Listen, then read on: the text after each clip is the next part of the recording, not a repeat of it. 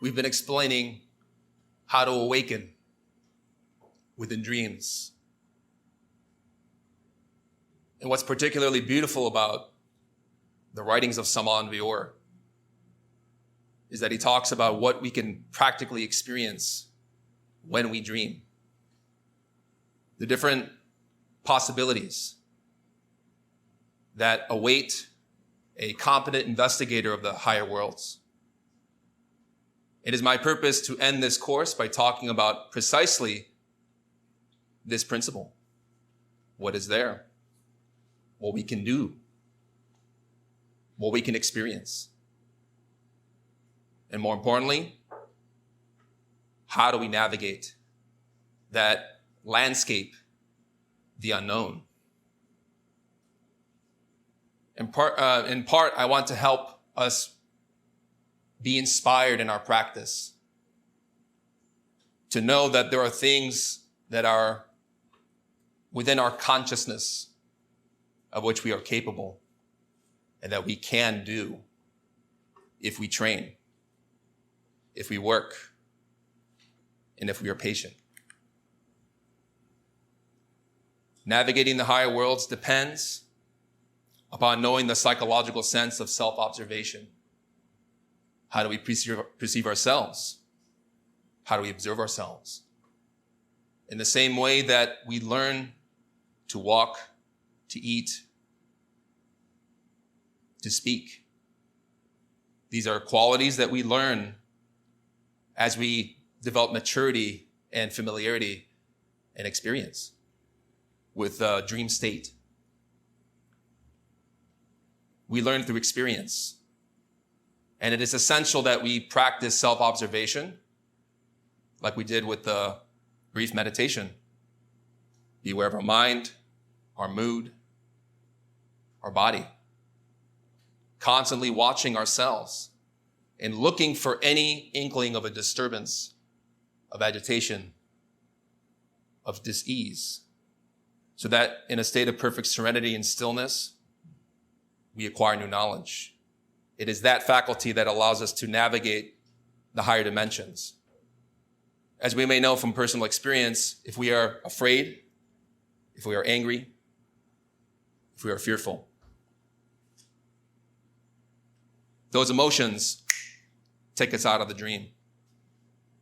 Any intensity of a negative state pulls us out.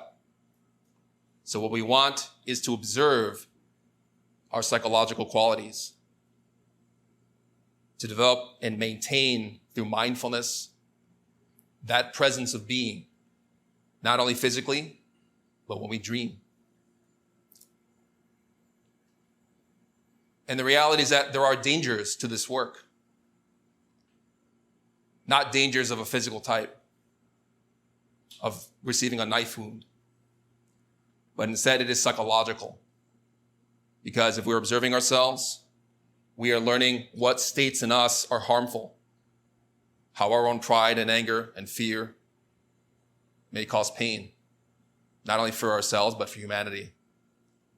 In the same way that it is indispensable for one to learn how to walk in the external world so as not to fall into a precipice or not get lost in the streets of the city or to select one's friends or not associate with the perverse ones or not eat poison, etc.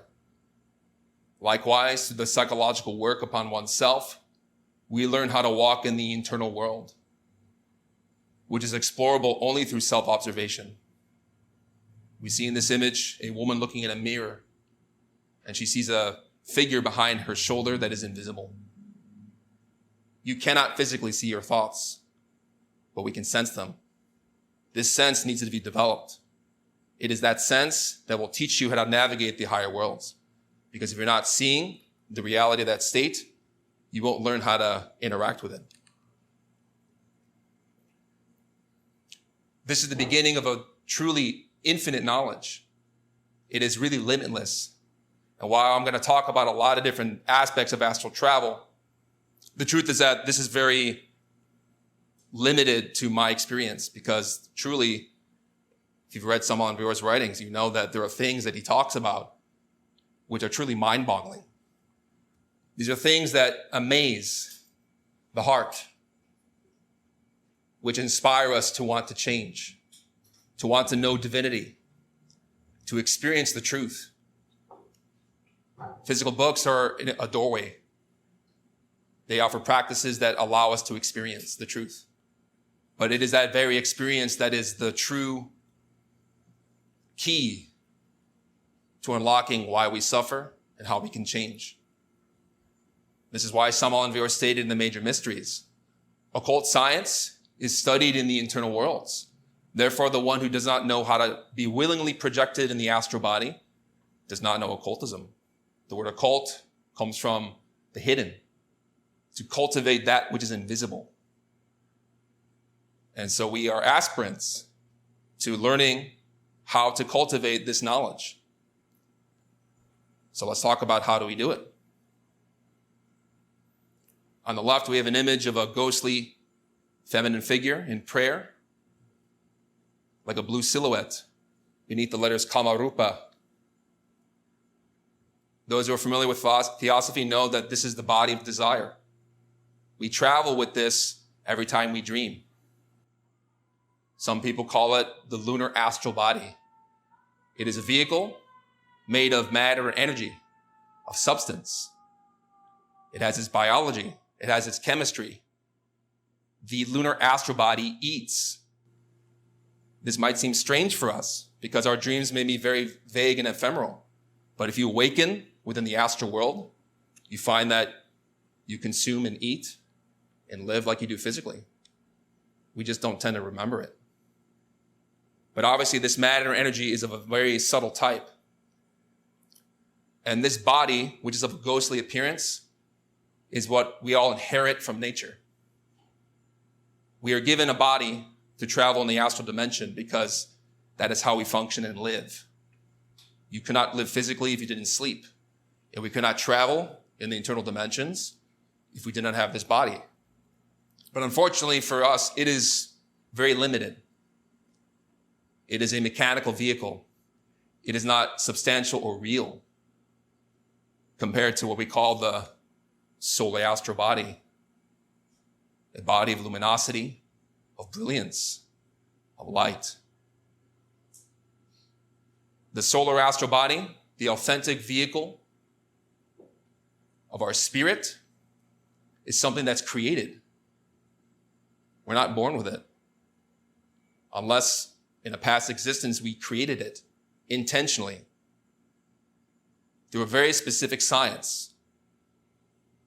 We call that the perfect matrimony, where a couple can learn to use the energies of life to transform them, to conserve them, and to create something different. This is why Jesus said we must be born again. That birth is creating a body, a vehicle in the astral world that can allow you to navigate higher planes with ease. Won't take effort, but it does take effort to create this vehicle, which we can study in Salman Vieira's writings. The difference between the two is like looking at the sun and the moon. If you're in the astral plane and you meet a master who is awakened, they have light. They are brilliant. They are truly terrifying in that they are so divine, and that compassion, which comes from the heights, is fully expressed in them. And we are like a shadow, a beginner, learning to take what we have been given by nature and to create something that is superior.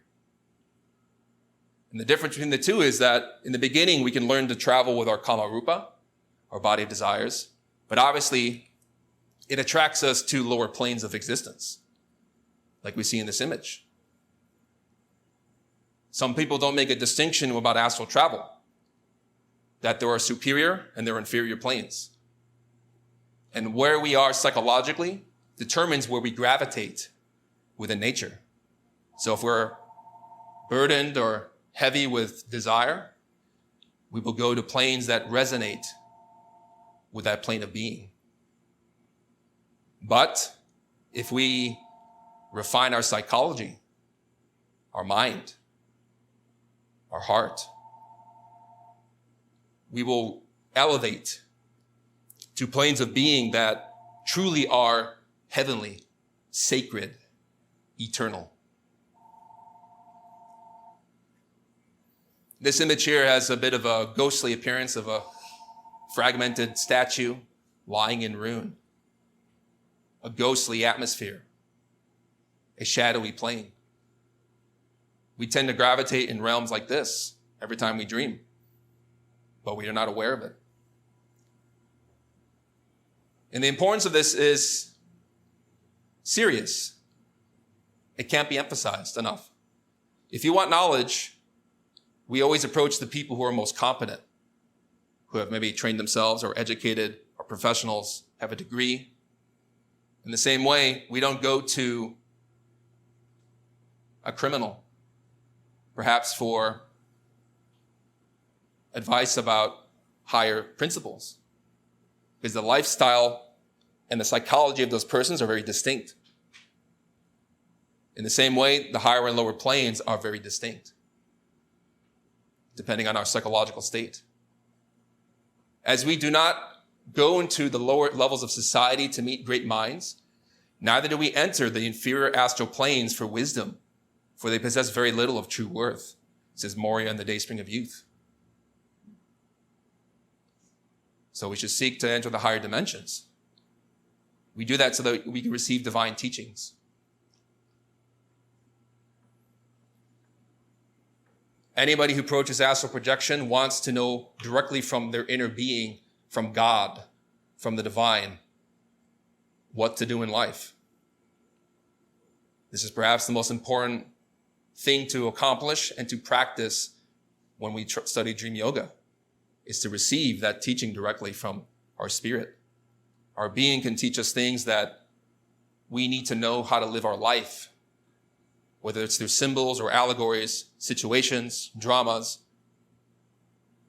characters, narratives. These things, these symbols, these dreamlike narratives teach us about the story of our life. And these symbols, which come from the higher planes, originate from our being. The being takes on forms into the astral world so that we see something about ourselves. And when we receive those experiences, we are inspired. We feel genuine joy that now we have a message that we can apply. This is why Samal Enver stated in Practical Astrology, the zodiacal course, the disciple must learn how to speak with his own innermost. He must be demanding with his own innermost. The disciple must receive instructions from his own innermost. And the duty of the innermost is to instruct his bodhisattva, that is to say, his soul who is anxious for light. We have to be very demanding. If you really want to know the answer to a question when you are practicing astral projection, I would suggest you maintain your question for as long as it takes until you get the answer that you want. We have to be very demanding with God, and that, please teach me what I need to know. And if you have a thing that you want to investigate and know, whether it's like a past life or to speak with a certain master, go to bed every night, pray, show me this result, help me to achieve this, and practice again and again if necessary until you get the experience. It could take a year, it could take more, but it can happen. And that's speaking from my own experience. Let's talk about some of the metaphysics. When you're in the astral dimension, you can fly. That's always a joyful aspect of dream yoga and astral travel. Where you jump in the air, you find that you're levitating, you're floating in the air. Obviously, with the practice we did with the key of soul, subject to object location, you observe your surroundings, you question, am I in the astral world? You jump in the air. You do this physically, and then you would see if you float. If you train yourself over your physical existence day by day, you will practice this when you dream. And then when you're in the astral world itself, you can fly. And in this way, you get to experience a type of joy that perhaps you can't get in video games or in TV. there's really something magical about the fact of flying in the atmosphere above the mountains, above the seas, to willingly travel like you drive your car, but within your astral body. And there is no greater feeling of mystical awe when you're able to explore literally with more vivid intensity and color and vision than we have physically. It's a joyful experience. It's also very practical when you try to get from place to place. And just in the same way that you physically get your body up to move, with the astral body, you learn to do the same. But something can help us. We call this the magnetic pull. You can pray to your being, take me to Egypt. You jump up in the air and you'll feel like a force, the presence of your being, carry you up in the air and will take you where you want, if we deserve it, if we have earned it. But if we're very sincere and we are working psychologically to improve our behaviors in life, divinity says, okay, takes you there. That way you don't feel like you're flying solo, but instead you're literally carried up by this type of energy, the presence of your being, up into the atmosphere and beyond. You can ask your being to take you to other planets. You'll feel yourself lifting in the air up and through space. Sometimes you can invoke a master and you will sense them. They'll take you to where you want to go so that you can attend perhaps a temple or a sacred mystery school. This also relates to teleportation. We know from the practice of the mantra Fa Ra On, which you sing and vocalize when you go to sleep, that you can visualize and imagine the pyramids of Egypt. You imagine Giza, because that place is still a temple in the higher dimensions. It's active. There are masters who are working in that part of the world who are very awake and who will initiate you into their mysteries if we meet the requisites. So you can imagine when you're falling asleep, take me to this place. You visualize it, you concentrate on it, you pray, you fall asleep. Then suddenly you will find yourself there. Or in the astral plane, you're awake, you imagine the place, you visualize it, you pray, my God, take me there, take me to Egypt. Suddenly you'll appear. Spontaneously. That's one way of travel too. Another cool thing about astral travel is that the astral body is elastic, is ductile, able to bend, move, stretch. You can pass through walls. You can pass through stone. Pass through the waters, go under the ocean, be able to breathe underwater without fear. We also talked about pulling your finger to see if it stretches when you're testing to see whether you're dreaming or you're awake. And if your finger stretches, you know you're in the astral plane. So you also can take your hand and push it through a window, like glass. It'll feel like it's like crackling and bending, and you'll see the matter bend to your touch. Obviously, physically, you can't do that, so you know that you're dreaming. But what's particularly interesting is that you don't have to fear that you're going to get injured. Sometimes that state is so vivid and beautiful and awake that you feel that it's physical because it's so real. And in fact, it's more real than your physical body, the physical life. But the thing to remember is that if you want to be sure that if you want to, say, perhaps jump into the atmosphere to go fly, but you're afraid, take your hand, pull your finger. See if you're in the astral dimension. If it does, you know where you're at. We have a very powerful mantra that we use when we are dreaming. It's very vulgarized today. It comes from the Arabian Nights. Open sesame. If you're in the astral plane and you're trying to get through a locked door or trying to get through a wall, you say the mantra, open sesame. Door will unlock, the wall will move.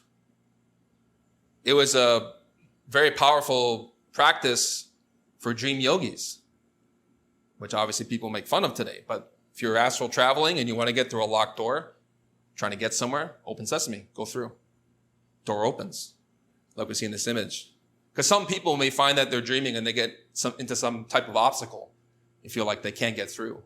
They're being impeded. Try it. There's also another technique you can use to prolong your experiences. We have an image here of Hermes, or the god Mercury, with the winged boots. So what you do is you click your heels together. If you feel that you're in the astral plane, that your physical body is going to pull you back and that you're going to wake up, but perhaps you're talking with a master and you want to stay in that state, click your heels together. This is the meaning of Dorothy and the Wizard of Oz, clicking her heels. I wish I was home. With the red ruby slippers in the film version. These are the winged boots of occult science. There are chakras in the heels of your feet which relate to your stability, keeps you grounded. And if you click them together, you form a lock. And even though your body's trying to pull you and wake you up, or maybe your partner is trying to nudge and wake you up from bed because it's time to wake up, but you keep your heels together astrally, you'll stay in that state because you're trying to learn and receive something of value. Because that happens a lot. If you're talking with an initiate and suddenly you feel your body calling you, you may lose something important. Instead, lock your feet together, and then when it's time to return your body, release. Some people prematurely end their experiences, and they don't know how to stay practically there, but this is how. It's because, in relation to Greek mythology, the winged boots of Hermes relate to forces in our feet and our heels, which can also apply to jinn science that we've talked about previously and that we're going to talk about later on. When you're in the astral plane or when you are meditating, you can learn to successively enter deeper and deeper states. So physically, you may be practicing meditation, whereby you're observing the body, you're relaxing, you're settling in. Your body falls asleep, but you as a consciousness are attentive and awake. Suddenly you find that your body is in bed or is asleep, and you have entered the vital world. So there are spheres in this diagram called the Tree of Life, which relate to spheres of being, dimensions as well as states of consciousness, from more material states to more subtle and spiritual. And there are ways to meditate in each sphere in which you are relaxing each body, whether it's the physical body, Malkut, the vital body, Yesod, even the astral body, Hod, the mental body, Netzach, even up through Tifereth, the causal body, Geburah, the body of the spirit or the spiritual soul. Then finally, the innermost, the being. So these are vehicles and bodies that we inhabit when we dream. And each level becomes more rarefied and subtle. But if you're practicing meditation and are really deep into it, you can learn to let go of each body and enter more and more inside, deeper, until you reach your inner God. This is how you transcend the lower Sephiroth, the lower spheres of the consciousness. Samal Enviera gives this practice in his book, Igneous Rose. He talks in detail about it. If you want to practice that meditation, he gives it in full. But that's something that you can do too, is learn to meditate even in the astral plane.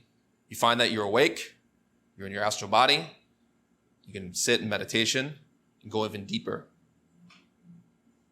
It's an option. And while you're traveling, you can learn to investigate many spheres of being, and many of them not even good ones. Obviously, religions talk about hell, the inferior planes. Dante, with Virgil, described his exodus, or better said, his journey through the different spheres of being in his Divine Comedy. While some people take that poem as a work of literature, in which it is, it's a great work of art, it's also a practical teaching about astral travel. Not only the heavenly world, but obviously, more famously, Inferno. Some people think of it as a place of fire. Different religions teach different symbols. These are signposts They're not literal. But you can learn to investigate for yourself what those dimensions are like. And there's a practical utility to this. When you see the fate of those people who don't change, or perhaps are afflicted with perhaps great anger in life, many vices that we, to a degree, have, we learn a valuable lesson. It is a place that we ourselves have connections to. Anytime we have pride, anger, lust, vanity, fear, those elements or egos belong to that sphere of being. And oftentimes when we dream, we often find ourselves really at the very surface of the hell realms. Because unfortunately, if we're honest with ourselves, that's where we gravitate to. It's our level of being. And so Dante was trying to teach something very powerful about the realities of those dimensions. And it's good that if we wake up in that plane of being, we pray to our God, show me what I need to understand that has me connected here, so that by understanding my own defects that keep me trapped or gravitating to this place, I can eliminate it. And when you know it and eliminate it, you can experience the heights. Obviously, this image of a beautiful star in the distance with a spiral cloud is not literal, but it does capture the symbolic significance of entering what is called the absolute. So just as there are negative planes of being, there are also heavenly worlds. The absolute, according to writers like Gurdjieff, as Salman Vior, even touched upon by Blavatsky, teach that this is the origin of all spiritual life and being, even material existence. The absolute is the cosmic, absolute, abstract space. It is the eternal sum zero from which everything emerges. It is a form of emptiness, but it is the real being. This is the Buddhist doctrine of anatman, no self, no pride, no fear, no hatred, no lust, no laziness, no envy, no greed. There is only the absolute plenitude of the spirit. True peace, joy, movement. But if you're at the threshold of entering that from the astral plane, like we see in this image, kind of like going into a portal, obviously the ego feels fear because you are feeling like you're going to be annihilated. And that attachment to an identity or an individual sense of self can pull us out. But the way that you get through that is what Salman Vior called the great jump. If you find that your divine mother in your meditation takes you in the astral plane to the threshold of the absolute, where you see basically a type of darkness, but strangely enough, there's a luminosity there. It's like shadows and light at the same time. It's really impossible to describe with words. And yet there is a freedom and liberation there that is so inspiring and pushes one to want to change that you approach that and want to enter, because it is the authentic identity of the divine. It is limitless. But obviously that feeling of limitlessness, the infinite, is terrifying to the individual self that does not want to enter or be destroyed.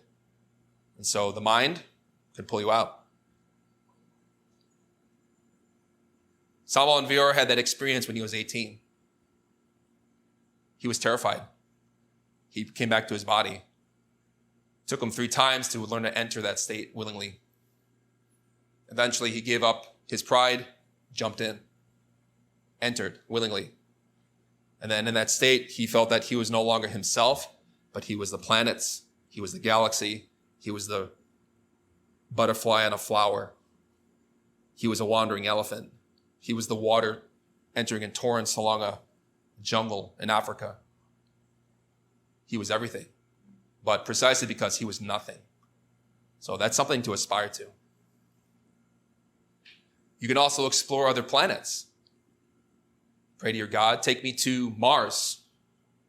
Take me to another inhabited world of the infinite where I can meet extraterrestrials, because there are other humanities and beings who exist, not merely on our planet, but throughout the infinite. And these are beings that are not malicious or evil like in our Hollywood propaganda, our entertainment industry, and our television shows. Truly, many of these beings are divine. They're heavenly. They don't have problems like we have on our earth. So they often will approach us in the astral plane to teach us how we can better our community.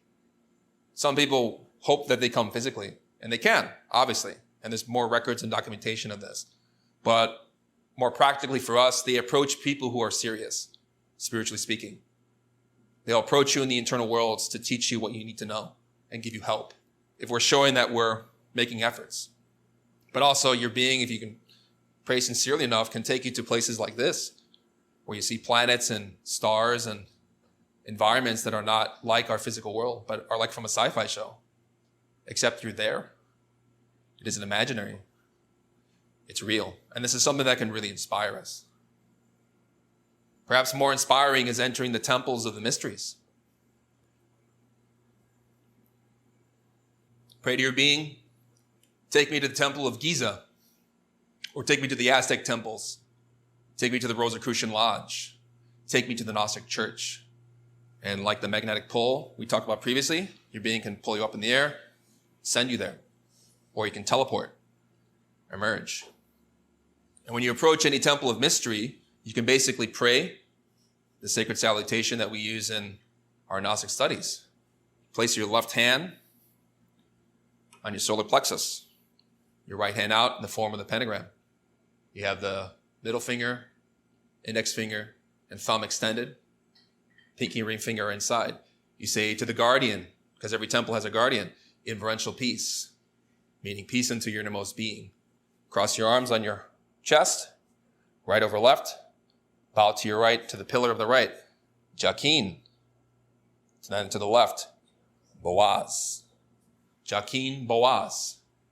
The white and black columns of the Masonic mysteries, symbolizing the two pillars of the tree of life, mercy and justice, man and woman. And in their balance, it is the equilibrium of the spirit, the harmony of God. Those guardians, if you greet them, and if you are very sincere in your mind and your intentions about wanting to enter, they'll make their judgment. If you're clear, they say pass. But if there is a problem, meaning if we don't come in with the best intentions, and it can happen that way, they say no. Or perhaps they'll tell you, you have a particular problem you need to deal with first before we allow you to enter here. And they'll be very transparent. They'll tell you. Because those guardians are awake. You see them symbolized within Buddhist monasteries, like in Tibetan Buddhism, by the lions of the law, or majestic creatures who are sacred and represent for us the severity of the eternal divine hierarchies. So they know exactly how we conduct ourselves in life, what we're doing. And they judge based on our merits and our actions. In this way, we communicate with the initiates across different places and times. There are many spiritual figures like the pharaohs of Egypt before those traditions degenerated that can teach us and communicate with us about things that we need to know. You may find that, for example, you may wake up in the astral plane in your home and suddenly you find a group of Gnostics. I mean, the real Gnostics. The initiates of the higher worlds. Those who are in the mystery schools of the Gnostic Church. And they're just in your home. Obviously, you are happy by this. Say welcome. And they can teach you things. Or Egypt. Egyptian initiates. Find that they just appear in your home. You welcome them in. They talk to you. Because there are hierarchies and levels of being. Whether from the more inferior beginners to the masters and adepts. And many of them, along this scale, will approach you in accordance with your needs, but also out of their necessity of giving to you. Because we don't receive anything we don't give. If we want help in life, we have to learn to sacrifice for others to some degree, to help our communities, to help other people. And if we're showing that we're helping the spiritual caliber of our fellow man and woman, our neighbors, our friends, they say, let us help you. And they come to you. And they can teach you, such as through the tarot, which are the sacred arcana of the Egyptian mysteries. Obviously, we use Egyptian iconography to teach something much more ancient than just Egypt, because these symbols are principles and numbers relate to truths. Each card represents a dynamic of our consciousness, levels of being, actions that we need to take in a particular circumstance of life, but also the challenges and ordeals we face in a given situation. We study the 22 major arcana of the tarot, of which we give a course on our website. And each card, if you ask for help from an initiate, such as from Egypt, they can pull up a card. They'll show you the first, a major arcanum, followed by 2 minor arcana, as explained in the Eternal Tarot that we have available through Glorian Publishing. That's how those initiates will show you what you need to know. They'll teach you, like, you ask a question, how do I solve this problem? They'll shuffle the cards, pull out one of the major arcanum, followed by 2 minor arcana. You add the sum of those digits, and if you get more than 22, you synthesize again, because Kabbalah and numbers are the science of intuitive principles. Each card represents an individual force, but also together they constitute an entire message. So you got to consider all the correlations too. But something to consider is that when you're receiving a tarot reading, you may not see the images exactly like you see them here, because the reality is that these principles, first off, as we have in the deck, come from the higher worlds. And those higher dimensions show us an eternal art.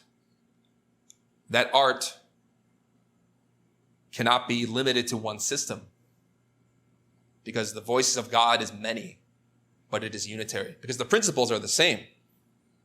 So, for example, you may see Arcanum 19 over here. The image can be the same, but sometimes the names can be different. There may be little differences. Maybe not openly obvious, but they're there. Another name for the card of inspiration, 19, can be transience. And that means nothing is permanent. Life is always changing. We're always looking at the connections between ourselves and the external world with the phenomena.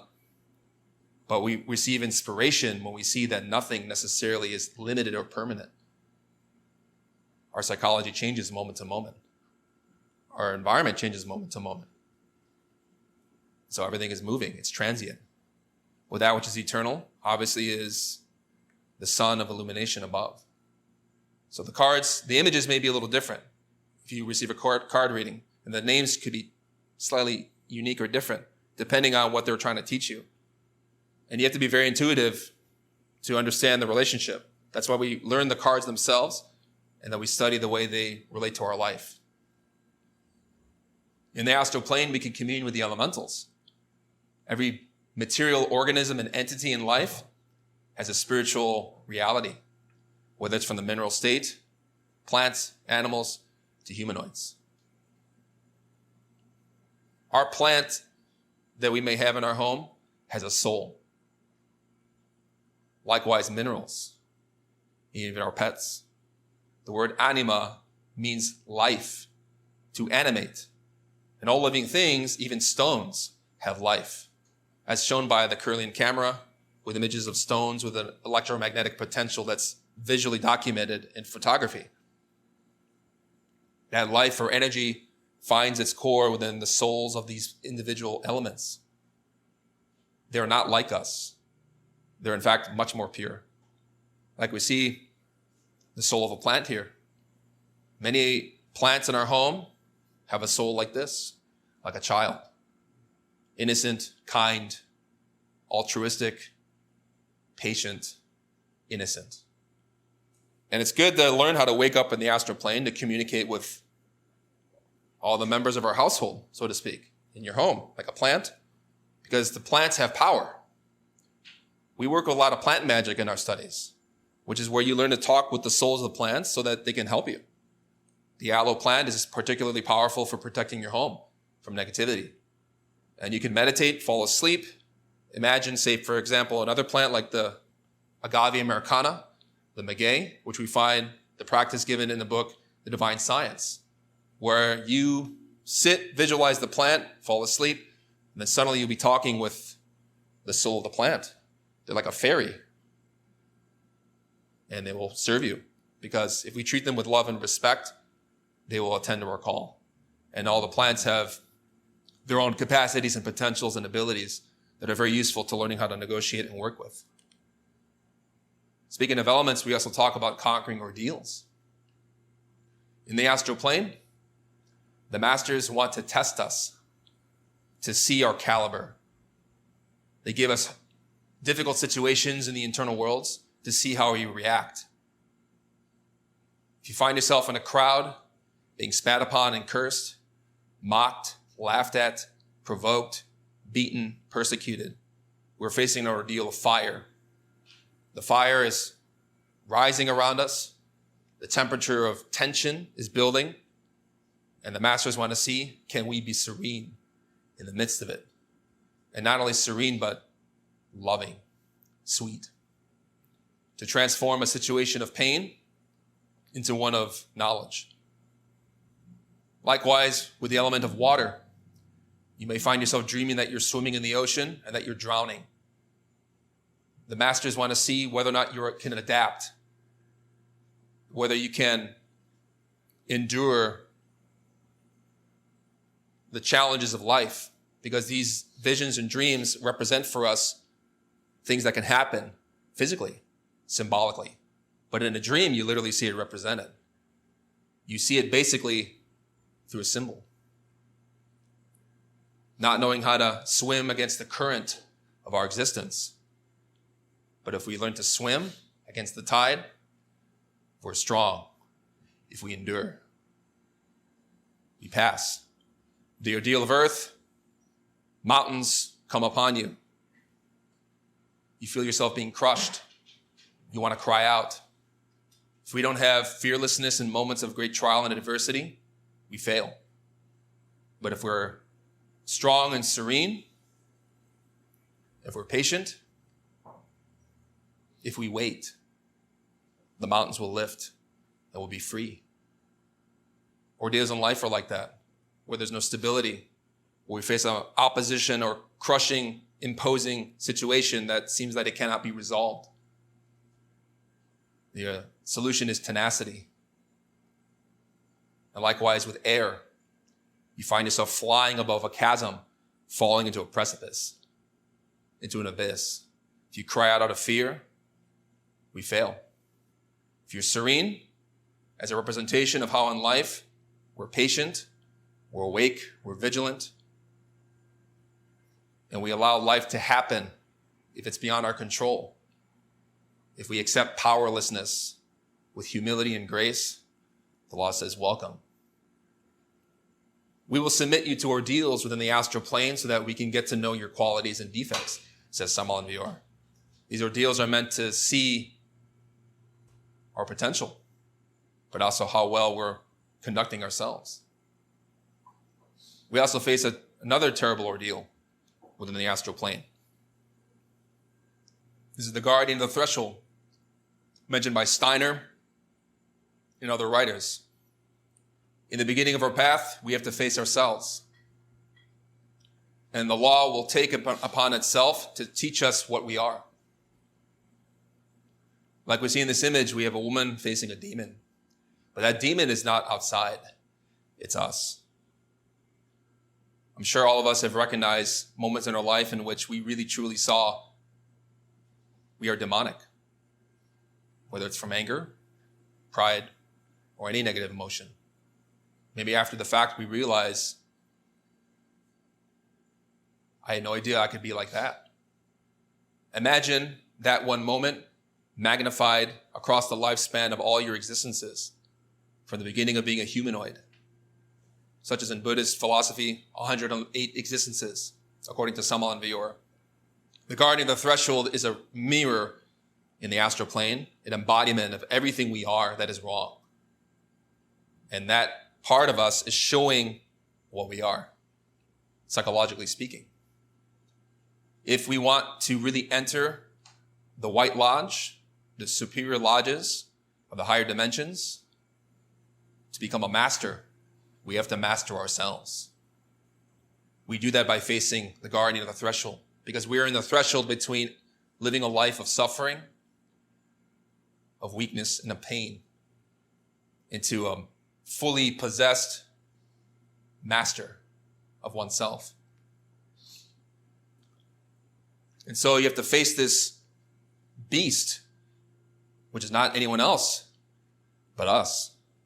We face the monster, and if we are willing to fight tooth and nail to defeat ourselves and to be a conqueror of our weaknesses, we grapple with that monster.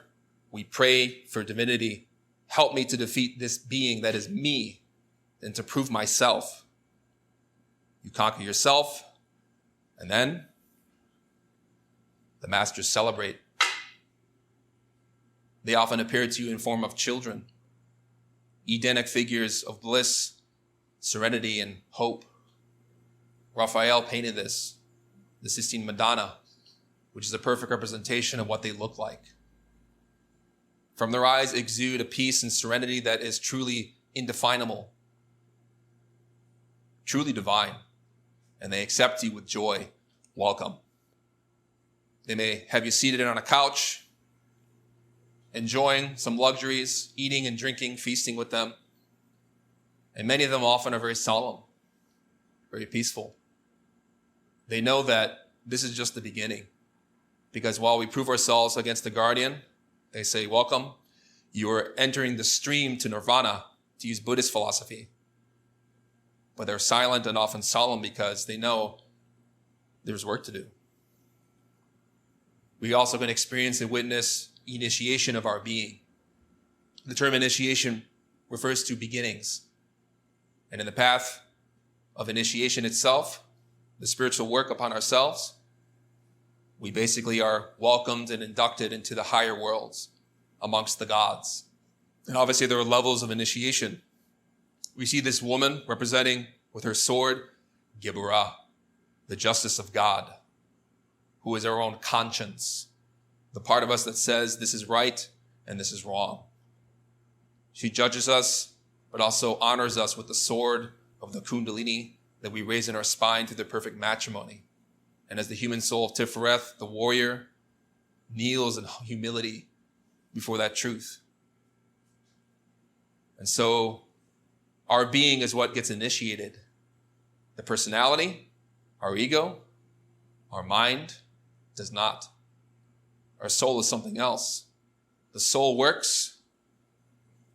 Tiferet, the human warrior, and then the being, Geburah, as well as the spirit, amongst the congregation of the masters of the divine, receive that glory. We have to work humbly, do our part, but all glory is to God. Or as the Muslims and Sufis say, Alhamdulillah, all praises to God. In the Astral, we can invoke and verify a master. And I know for a lot of people, this is perhaps one of the more interesting parts. We live in a world in which we have a plurality of spiritual teachers and gurus and teachings. And oftentimes it becomes confusing to verify and know what is real and what is not. The way to know is to astral project, invoke, and see for yourself. You pray in the name of Christ, by the power of Christ, for the majesty of Christ. I invoke you. Say their name, imagine them, intend them. Come to me. Show me yourself. Or if you're in front of a being in the astral, you can do this prayer. And that prayer is invoking the highest principle of the divine, which was personalized through Jesus in a material way.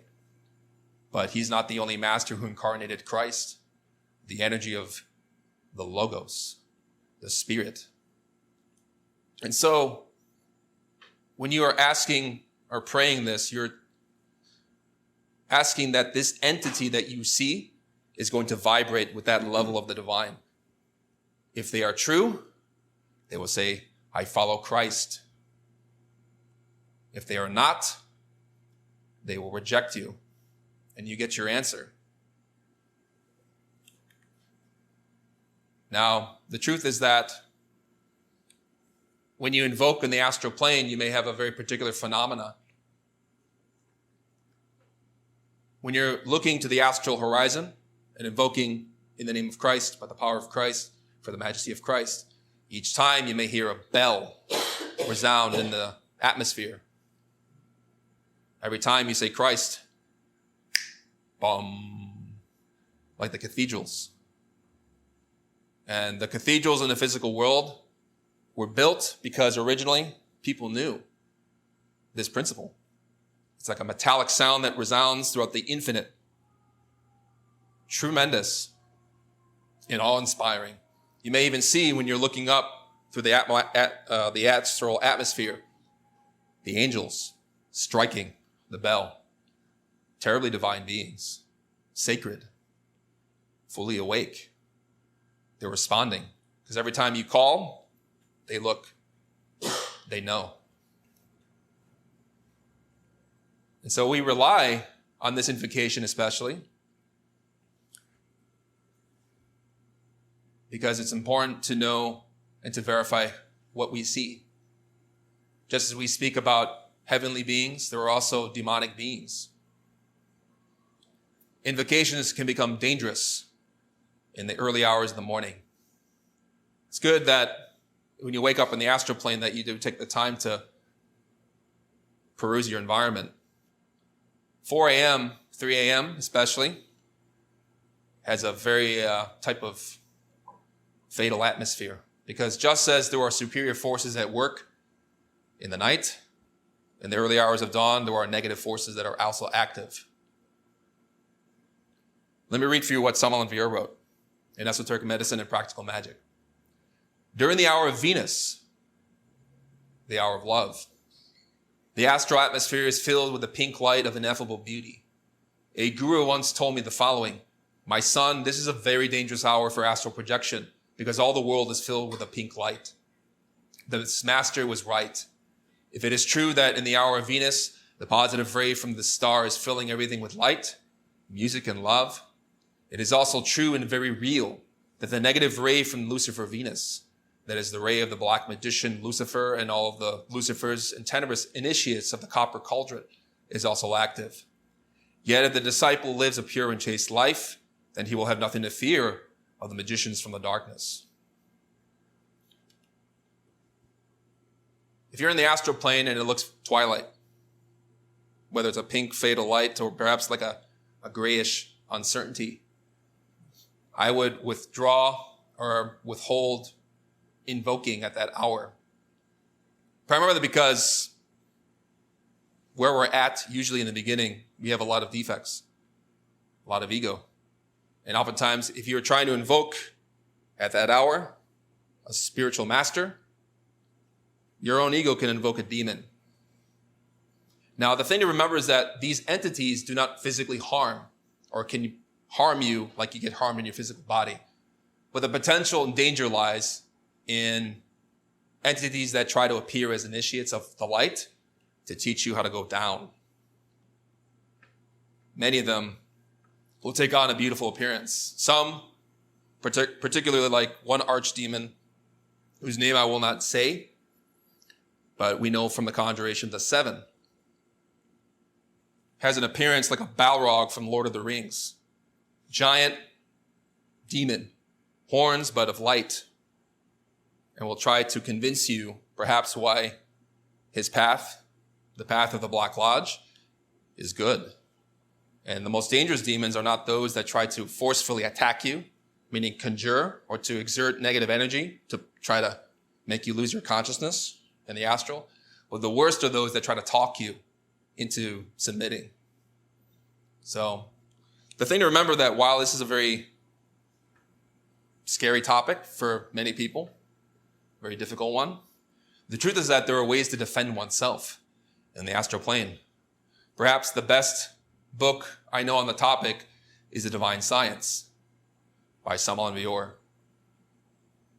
We can learn to work with prayers and invocations in order to expel and reject any negative influence. There are many prayers, and they all work. The way that they work is if we are serene, attentive, patient, and more importantly, compassionate to our persecutors. Because there's no better way for manipulation to occur than for us to be in a weak state of mind where we're agitated, angry, resentful, fearful. Fear is a very big tool they use. But if you don't have fear, you pray to divinity, protect me. Reject this entity, whether it's through conjuration of the 4, conjuration of the 7, the invocation of Solomon, Fon's Alpha, many prayers within different languages like Latin, Sanskrit, Hebrew.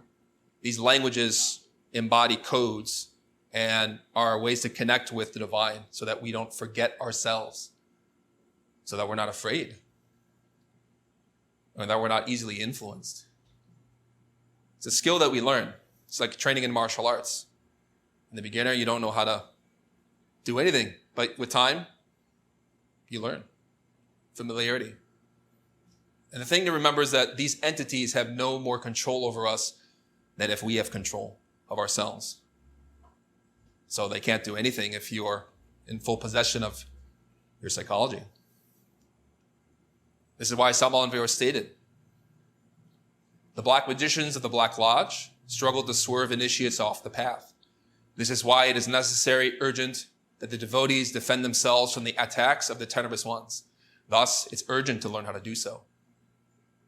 Be patient. You learn with time. And don't be afraid. In fact, we should have a lot of love and compassion for beings of this type and people of this type because they're very confused. They don't understand what they do in the full sense. In this way, we become powerful. I know this image looks a little silly, perhaps. An initiate using power and electricity from his hand, somewhat like Darth Sidious from Star Wars, to electrify this entity. Comes to my mind one prayer and conjuration that is similar to this. It's the conjuration of Jupiter.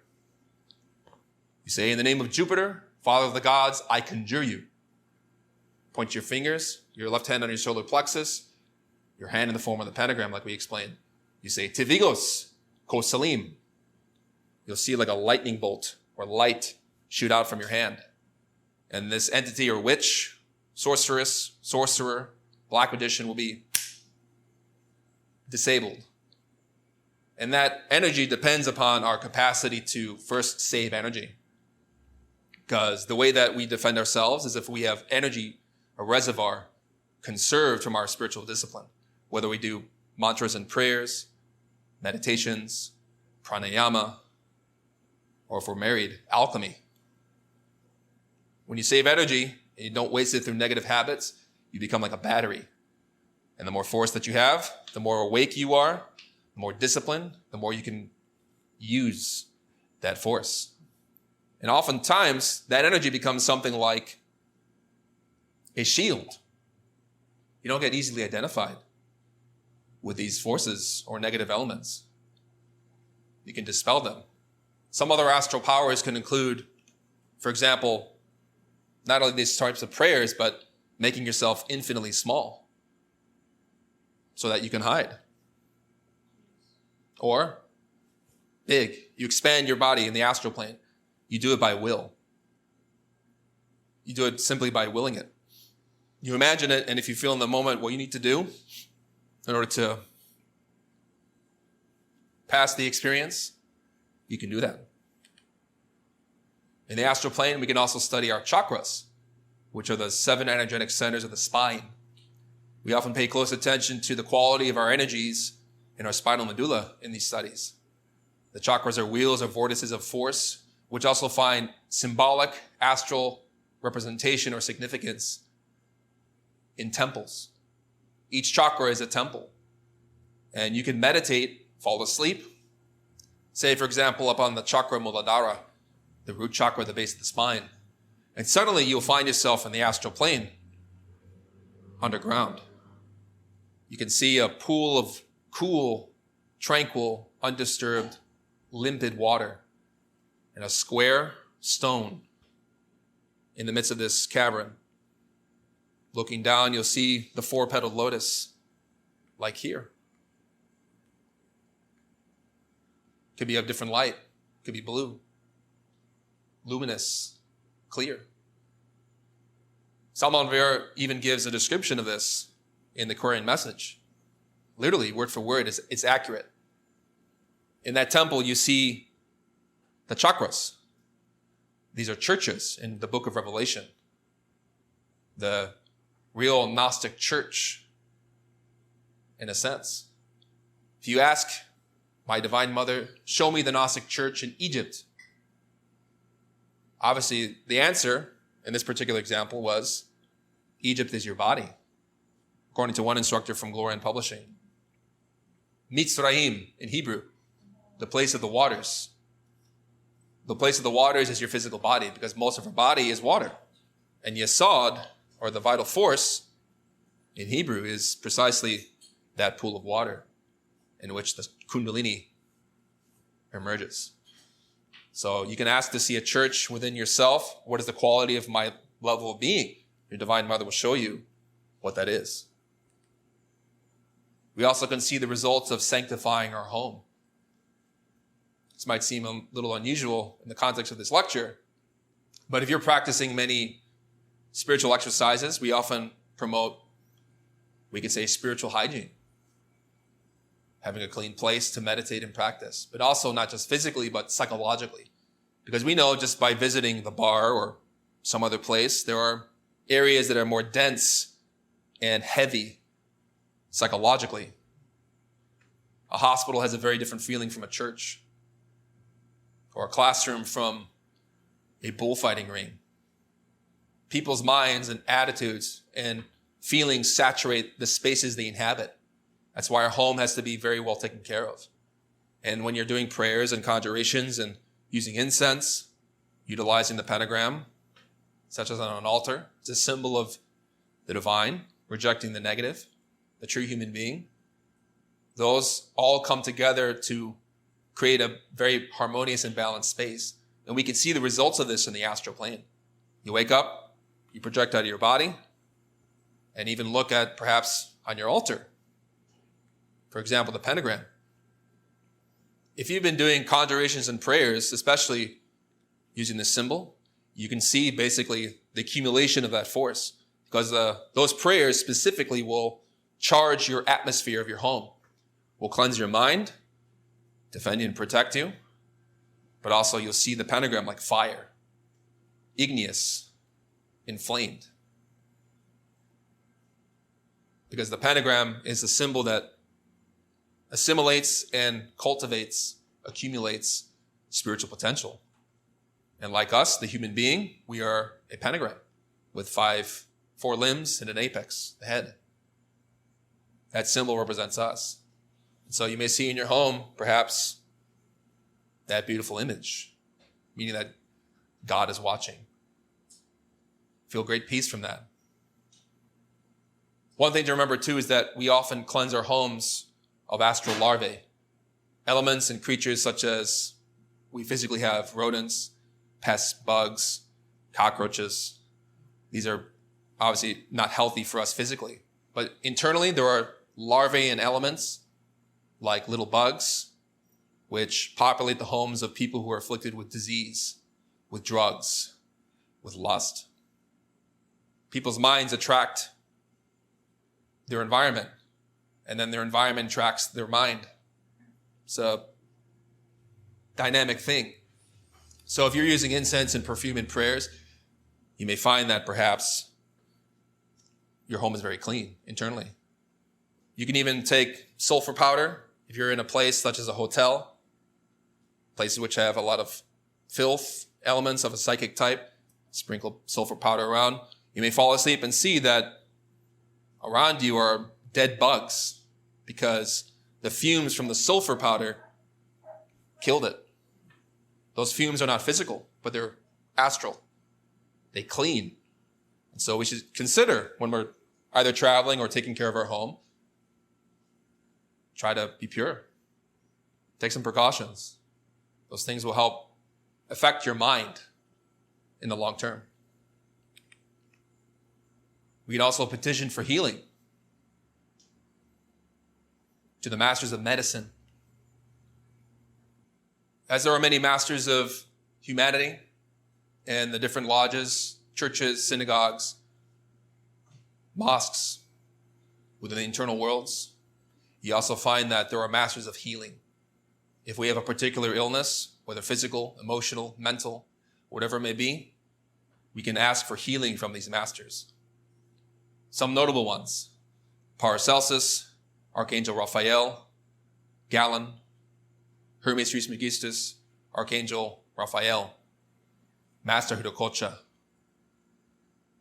These masters, if you invoke them and write to them through the practice given in the Revolution of Beelzebub, as well as we gave in a previous lecture on how to remember dreams, I believe, you can suddenly find yourself awake in the astral after petitioning for some type of healing, and suddenly you find that they're in front of you. They say, welcome. They take you to a table. And the way that Selfobservation described it was accurate. They take you to a table, and there is a type of lens or apparatus that has multicolored lenses. One red, one yellow, one blue. Those three primary colors represent the three primary forces. And they use that to look into your astral body to investigate the cause of your sickness. Then they can treat you with medicines in the astral plane. It might seem very unusual because, again, the astral body is really a material vehicle. But for us, we often think it's something vague and insubstantial. So they can heal you. Even there are doctors in the internal worlds who are not only from our planet, but other planets. Suddenly you may find you're talking to this doctor in the astral plane. You ask him, what planet is this? Just because you intuitively know you're not on Earth. This is Neptune. It's good to ask questions because they'll tell you what's going on. And that'll amaze you because you're getting help. So the petition for healing basically is you write a letter to the Temple of Alden, which is a mystery school. Any master you want to get help with, Raphael, Paracelsus, whoever it is, you write the letter. This is my condition. This is how I'm sick. Please help me. Here's what I will do in exchange for being helped. Take some frankincense, perfume it, burn the letter. The astral letter will go to that master through your prayer. And then even when they're with you, they'll show you the letter. And the fact that they're talking to you and treating you means you got your response. You can also do this petition for another person too, and always in accordance with the law, the divine. Here's a beautiful concept given within Sufism. We call it receiving borrowed light. The Sufis call it barakah. Blessings, or in the Hebrew, Baruch, as in Baruch atah Adonai, blessed be the name of the Lord. We see a blind hermit, a beggar, seated somewhat oblivious next to an angel with a candle of light.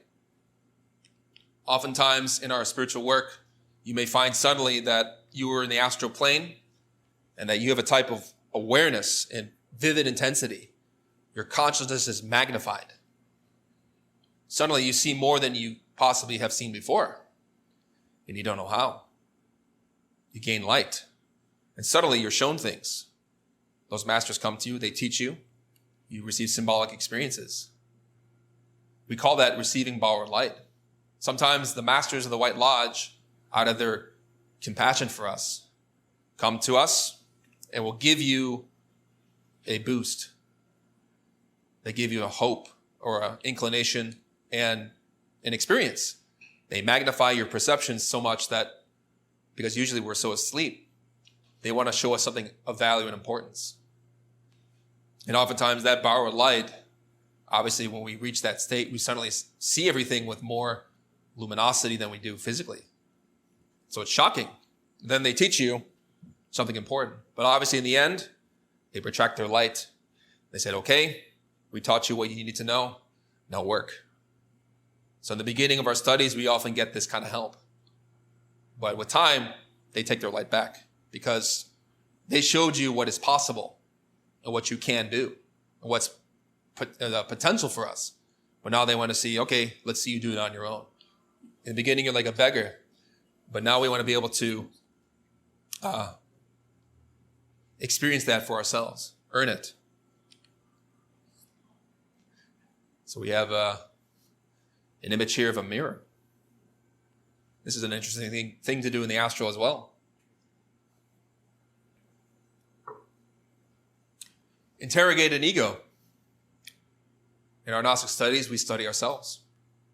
We want to know the causes of our defects, our vices, our errors.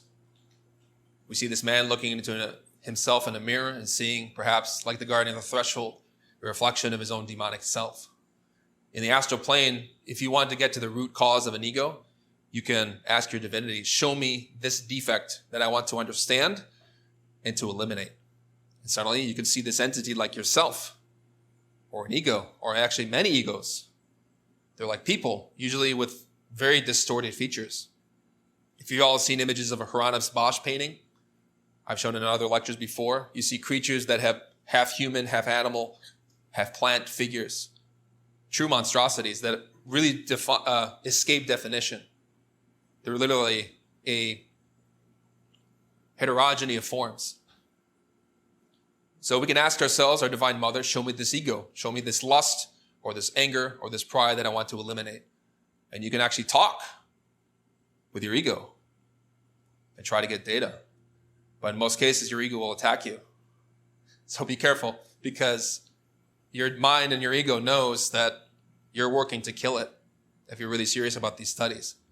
So your own mind will try to take you, manipulate you. But with practice and prayer, you can have a conversation and try to get knowledge that you need to fully eliminate this aggregate, this falsehood.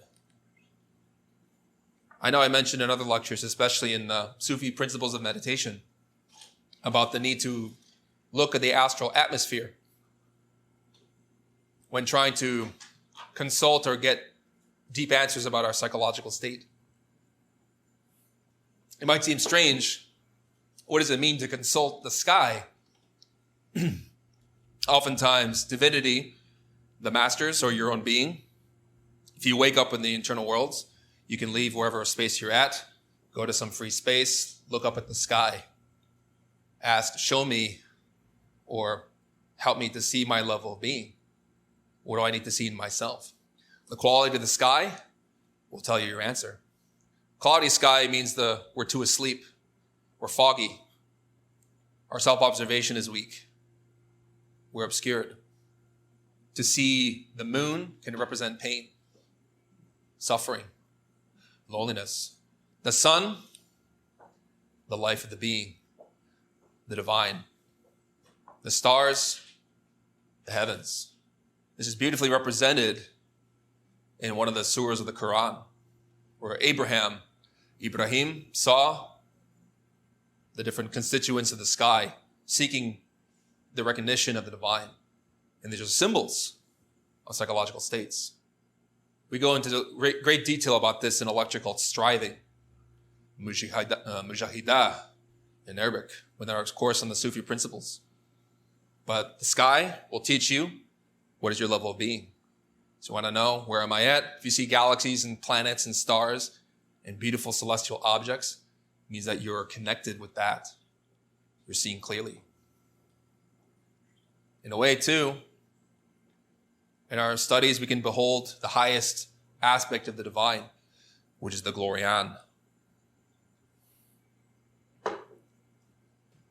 You can meet a master, such as Samal and Vior, and say, show me your true self. I want to see you. Moses asked this question, and the Lord said, I will not show you my true self, because if I do, you will be annihilated. You cannot withhold or stand to see me as I am. But Moses persisted. When he saw that light, he swooned and he kneeled because he saw the light from perhaps his own inner God showing him. And such as if you see a master like Samal and Vior, you can ask, show me your true self. Show me your light. And he will show you. But be careful, because when you see the light of divinity, we have to kneel. And those initiates, if you're proud or perhaps you see that intensity of light, but your own ego reacts because our ego detests the divine, those initiates will knock you to your knees to teach you reverence. Because sometimes that experience is so bewildering to see the Ein Sof, to use Hebrew terms, or in Arabic, Allah, or Christos, Christ. It's truly overpowering. Your mind or ego will feel like it's being annihilated. And the light of a being like Samal and Vior is a red light, because he is the head of the ray of Mars, the power of Samael, the angel of strength. Likewise with Anubis,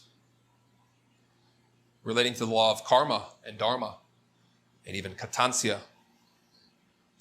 A being like Anubis, we'll talk about in the next slide, is a hierarch of the law of karma or destiny, who also has his light that is very brilliant. In dreams, you may have symbols relating to the law of destiny. The wolf or the jackal relates to the impartiality of the law. So when Anubis, relating to the Egyptian mythology, who judges the dead and the living, wishes to hold court, to attest to or either evaluate the conduct of a disciple, they wear a mask like a jackal or a wolf, because they're showing you that they are not here to show partiality. They want to show fairness. And so they either don't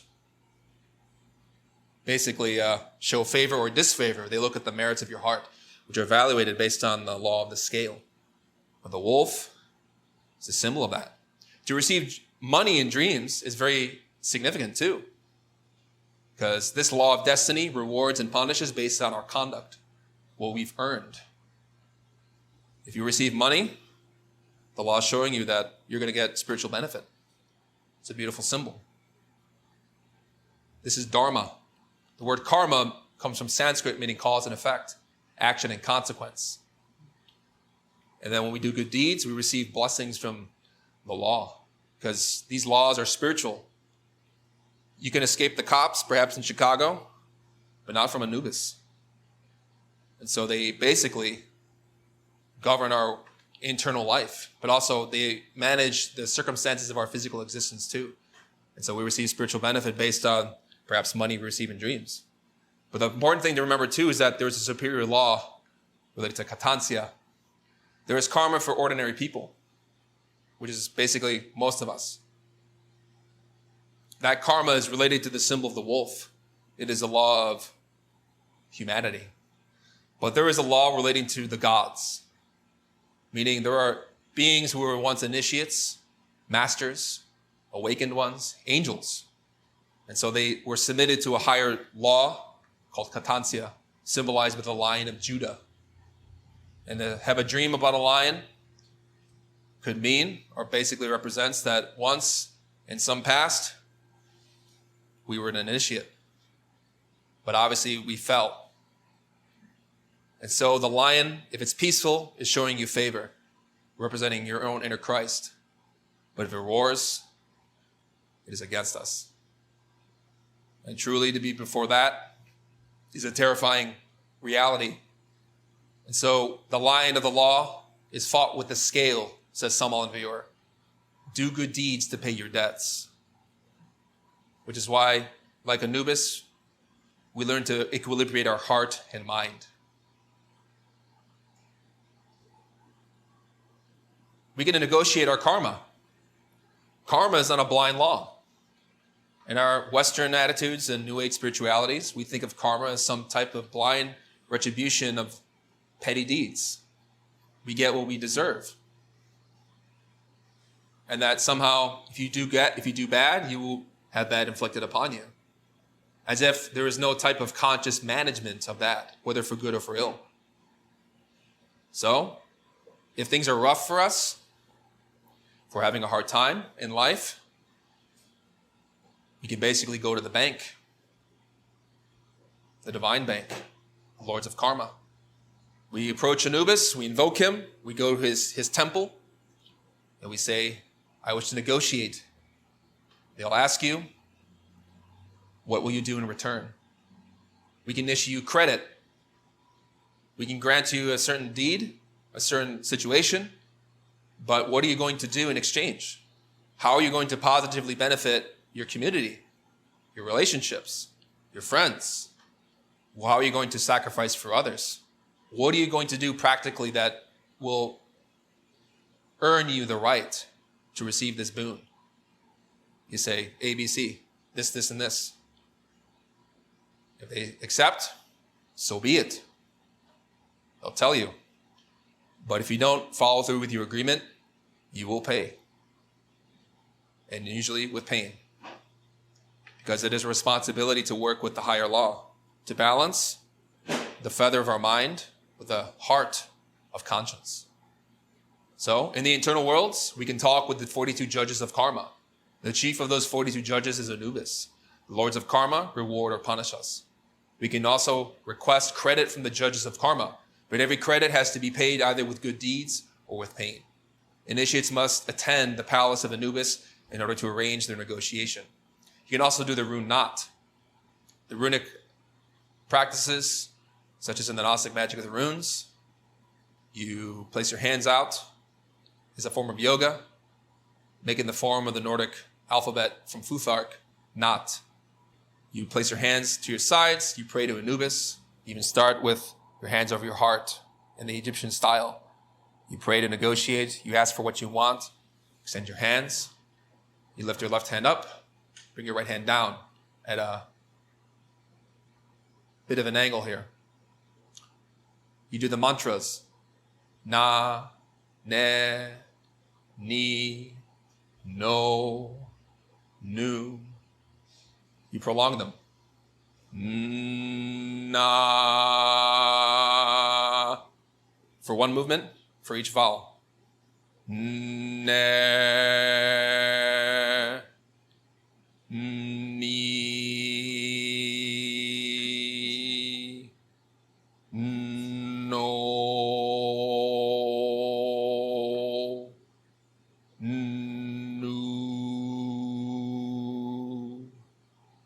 One round. You can do it 5 times. You can do it 7 times. You can do it more. And be honest. If you can do it, if you can fulfill your promise, do it. If not, don't ask. Because you may get things that you ask for and may not live up to the standard that they ask. Our intentions don't matter so much as our actions. That's the nature of the law. We also have an interesting figure in spiritual studies as the Kaom, relating to the law of karma. Or to use Radiohead's language, the karma police. I think they got a few things right. There is a part of our being that we see represented by cops in dreams.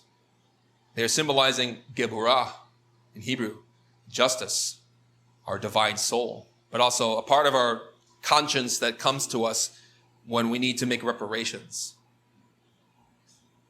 If we've done something wrong that we need to fix, you will be confronted by your own conscience, your own Kaom, which is a rune in the Nordic language, representing the law. And those cops can do many things. They can talk to you. They can bring a complaint against you. For example, they may tell you, this woman here is upset because you robbed her in a past life. How are you going to pay her back? And they'll tell you directly. The best thing to say is, I'll pay it all at once. They'll be very pleased. And they are pleased by that. Because you're talking to yourself. There are many parts and aspects of your own being Just as we have many aspects and parts to our own body. There's hands, feet, hair, eyes. They all come together to constitute a sense of a unity, but in truth, these are all different aspects of really oneself. The same thing with divinity, like a tree, or the tree of life in Hebrew. There are branches and roots and the trunk and leaves. Likewise, we have the kaon, or part of our being. The part of us that comes and arrives, well, we need to make a change. Obviously, if they arrest us in a dream, it's because we deserve it. They're taking us to court. That part of our conscience takes us to the divine hierarchies or tribunals of justice if we've made a wrong and they wish to address something in our behavior or from our past lives, especially because maybe in our current life we're living like a saint, but in the past we could have been many things, something you can verify internally. So the Kaom will tell you, to kind of paraphrase Radiohead again, this is what you get. We earned it. But it's always good when they confront you to be happy about it. It's not always pleasant, especially when we've done something wrong, but you can't run away from your own heart, your conscience. And there's a way to strengthen that voice of conscience, the Kaom, by working with the rune Rita, again in the magic of the runes. I suggest you study that book if you want to know more. Speaking of past lives, we can learn all the histories of ourselves and our humanity through what's called the Akashic Records. The astral plane is like a film. In a sense, it has a fluidic quality or atmosphere because every action, every movement, every thought, every emotion has an imprint. Likewise, physically with our emotions, mind, actions, we create the type of print upon the film of nature. The astral world is a world of imagination. And every action of our life is recorded within that plane. That substance is called Akash. The Akasha, which is an element that is beyond the four constituents of earth, air, fire, water. Tejas, Apas, Prithvi, and Mudra, I believe, the earth. 4 elements. The 5th is Akash. And the Akasha is part of really permeates everything that we are. So whatever we do has a recording. It is seen. It is witnessed. This is why the Quran teaches, truly, we see everything. And that even your own skin will attest against you on the day of judgment. Because the Akasha records everything. Everything we do from beginning, middle to end. And just as our own life is recorded, in truth, everything we are from our past continuous existences is there. And if we wish to know more about ourselves and our present life and how we got here, we study the Akashic Records. Any event leaves its living photograph within the Akash. It is obvious that all our former lives are within those mysterious cosmic records. You can ask to go to the Akashic Records or even ask, what is it? Your being can show you perhaps an office with a secretary with many shelves and files. They ask you, what do you want to look at? Some people have recorded seeing a library full of scrolls. And when they opened up a scroll, they entered into that memory like the pensieve in Harry Potter. Literally going into a living photograph or video, like a life as depicted in that time. So it's interesting that J.K. Rowling and some other authors have really picked up on this symbology, although unconsciously. But it's there because the collective mind of humanity has been really pushing to study more esoteric subjects. It's become more mainstream.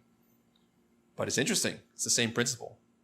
You're living like you're watching yourself, but also living the drama as it happened, whether it's from an ancient history, whether it's your own past life. You live it and you see yourself there. You're a witness and a participant at the same time. Sometimes it can play out like a film. You're like watching a movie, but you're actually in it. Very dynamic thing. You can see the birth of the worlds, cosmogenesis. How did our physical planet come to be? What is the actual history of our cosmic evolution? You can see the birth of a planet, a sun, a star. How it all emerged. What I find particularly fascinating is the way that Selfobservation explains some of these things. How he witnessed the beginning of a Mahamanvantara, a great cosmic day, the birth of an entire universe. And he says it with such ease. Some people think it's bragging. But personally, when I've seen things like this, he's just stating a fact. But we can see the ancient history of humanity, the birth of any cosmic celestial unit, but also the ancient races of our planet. Civilizations like Egypt, which we see Abraham with his son at the sacrificial altar, the nativity of Jesus, as well as Mesopotamian and Babylonian images, or the Mayan temples of Kukulkan, the feathered serpent, the Sphinx of Egypt. Our history books are often very limited. We're relying on physical data. And while it's useful to study these things, the truth is that if you really want to go at the heart of what actually happened in some moment in history, go to the Akashic Records. Study and see for yourself who these figures were. Because a lot of the histories are wrong. People argue about the life of Jesus or Muhammad. Many figures. They're based on physical materials that can either be more or less accurate or insufficient. They're lacking detail. And when we study anthropogenesis, the birth of different races and humanities on our planet, we see for ourselves what, say, Blavatsky taught. Because some of these writers, like Selfobservation, did document ancient races like Lemuria, the Atlanteans. And there are some pretty compelling studies and documentaries being made now about how ancient Egypt is much older than the Egyptologists think, because they're finding physical evidence of literally laser-hewn stone that is thousands upon thousands of years old. And yet the technology needed for that is a laser. So how do you explain that? Or you find, for example, that there is literally nuclear blast-infused glass for miles upon miles within, I believe, the Gobi Desert,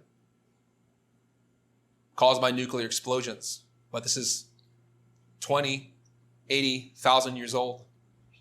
Our scientists can't explain it. And so they fumble with their jargon to kind of explain what really happened. A lot of information is missing. The missing key is learning to go internally to make the connections. Because if you internally experience it, but also confirm it with physical facts, you gain more faith. And therefore, you take the best of what science and anthropology offers, while also recognizing people's limitations, especially of a materialistic type. We've talked about this quite a bit in previous lectures, about prophecy. I know the image looks a little comical of a diviner or black magician laughing in a plane of Holocaust of some type. The word prophecy refers to seeing the future, seeing what's possible for us. So the Akashic Records, while talking about the past, can also show us the future. It's interesting, right? How it's that something of the past can also demonstrate the future. But the truth is that all potential things are recorded internally. And that what will happen on a grand scale will happen. And that divinity knows and can predict it. We can also receive that knowledge in our dreams, where a dream will foretell what will happen in a day, or perhaps in a future race. You may see, for example, what many prophecies have foretold in the astral world, which are not very optimistic for a lot of people. Obviously, this topic can make people uncomfortable, such as the book of Revelations, which is the book about precisely this type of prophecy, where astrally, St. John was seeing what's going to happen to our race, our collective humanity, and documented through symbols the history of what will occur. Obviously, people grapple with that language because that language is symbolic and Kabbalah. It's archetypal.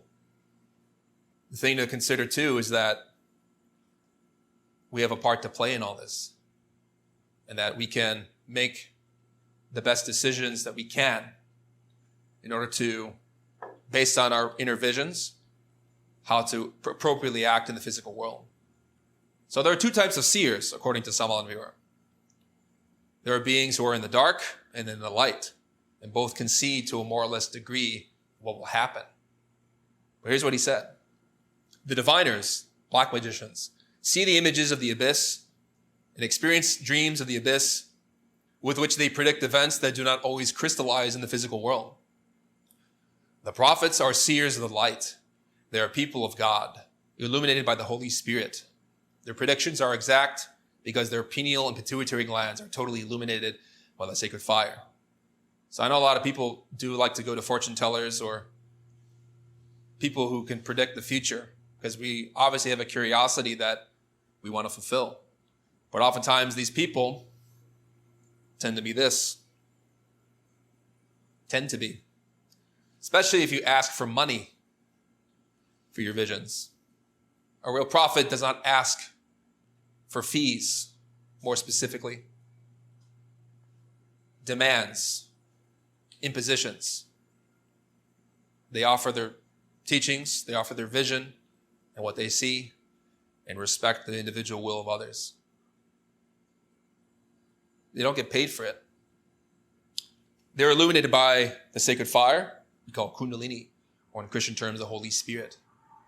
Their glands, like the pituitary and pineal gland, are awake. They're not atrophied like in most people, but they're inflamed and hyperstimulated because they have the energy by which to see clairvoyantly, imaginatively into the internal worlds. So they can see these things for themselves. Rather than rely on any other people to show us the future, we can simply meditate. Go inside, ask your being, show me what will happen to me. What will happen to Chicago? What will happen to the United States? And we may say things that can be truly disturbing. Because as we've been watching the news and seeing collectively the behavior of our humanity, we've actually been getting worse. So not to instill fear, it's better to instill urgency and wanting to work in what we can change now.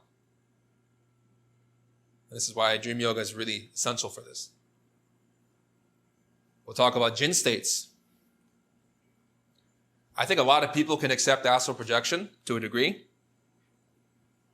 A lot of people have a hard time with jinn science.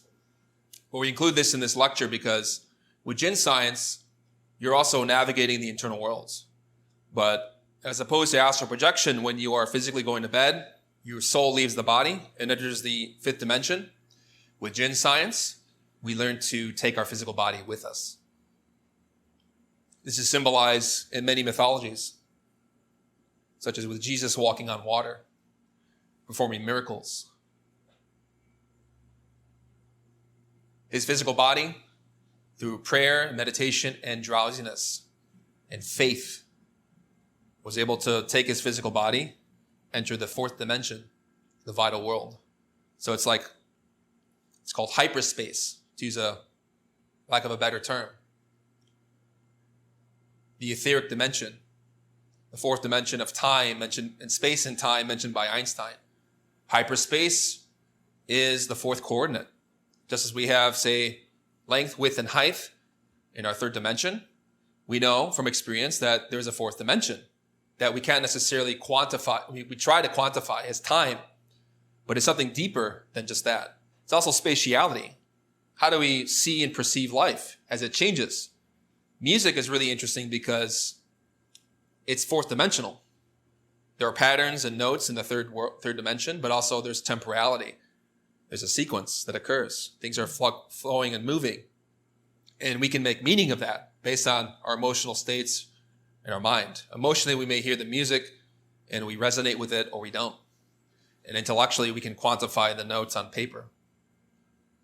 What's interesting about that reality is that hyperspace, the fourth dimension, is something we verify from experience, but also our emotional and mental states are what help us register that reality in a deeper sense, to appreciate it. The physical body can vanish from the physical plane, enter the fourth coordinate, which is really literally a dimension of materiality and energy of its own. We do it through many exercises like in the Yellow Book. You can also astral project, and then in the astral plane, you can call your physical body, bring it to you, and then your physical body will leave its bed, will vanish, enter the internal worlds. But obviously, this type of exercise, which has been symbolized such as in the ascension of Prophet Muhammad, is a very difficult one for most Westerners especially, because we're very materialistic and skeptical. Prophet Muhammad, through his faith, his meditation, and by laying his head upon the stone of the Kaaba, this stone of Yasod, by working with that vital energy, he rose upon Al-Buraq, the lightning we call Kundalini, the straight path of the Arabic letter Alif, up to the seven heavens, the seven chakras. It's one metaphysical symbol related to our physiology. But literally with his faith and through prayer, he entered. He traveled from Mecca to Darussalam, Jerusalem, and then entered the heavenly regions with his physical body. So one of his detractors said, "How is it possible that you have entered that state?" He said, "Lift your left foot up." He did. He says, "Lift your right foot up." He says, "I can't." "How can't you do that if you said you traveled from Mecca to Jerusalem and to the seven heavens?" He said, "I didn't take myself there. I was taken." The one who does that is your divine mother, the power of Kundalini, with sleep, drowsiness, meditation, and faith. So that literally, like this image of the Buddhist murals, you begin to fly in that, literally, the fourth dimension with your physical body. That state is like, because your vital body is penetrated into your physical, more deeply into your physicality. As Samal Anvior described, it's like feeling your feet and your ankles bloated. And you float and levitate. You feel the forces permeating you with a type of vibrancy or kind of like an electrical sensation.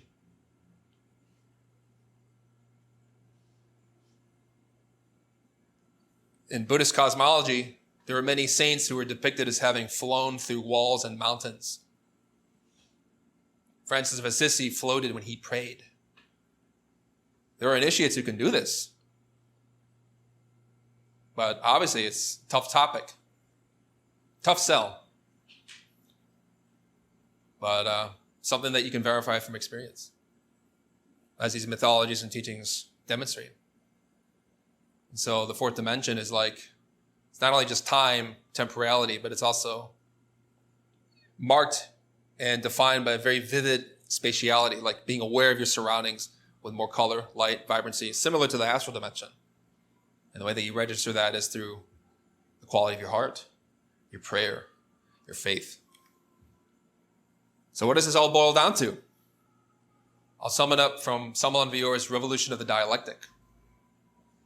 We've wasted our time miserably if we are imprisoned only in theories, if we have not carried out anything practical, if we have not become conscious about what I have taught in my books, or if we leave the teachings in the memory. Memory is the formative principle of the intellectual center. When a person aspires for something more, looking through the limitations of his subconsciousness, seeing what he has deposited in his memory, analyzing and meditating upon the last occurrence or teachings of an esoteric book, only then will those values move to the emotional phase of the same intellectual center. So we may have the knowledge in our mind, but we have to feel it. We feel inspired by it. We want to experience it. We feel the joy of practicing it. When one wants to know the deep meaning of certain teachings and surrenders in full to meditation, such teachings obviously move on to the emotional center, and then they come to be felt in the depth of the soul. When one has purely experienced these teachings, the cognizable values of the essence, then at last they remain deposited in the consciousness and are never again lost. The essence becomes enriched with the same cognizable values. So the principle to remember is this: if you experience it, you won't forget it. Even if you die. If you memorize, store a lot of information just in the mind, when we die, we don't take it with us.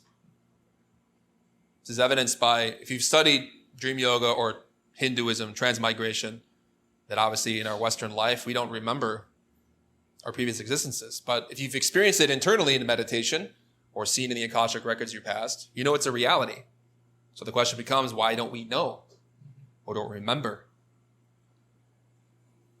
Thing is, many times, many of us have perhaps entered this type of knowledge or studies in other existences, but we reached a certain level, but then forgot. That knowledge from those past lives are deposited within our being. Your inner God can show you things that you experienced from the past and help you verify it. But the way that we do so is learning meditation. That's the ultimate science. If you can boil all this down to an essential practice, it is precisely meditation. So throughout the day, practice self-observation, the key of soul, and meditative retrospection. Relax your body, heart, and mind. Concentrate upon, visualize, and pray to your inner divinity to teach you an aspect of astral travel. If you get distracted, return to your concentration, prayer, and visualization.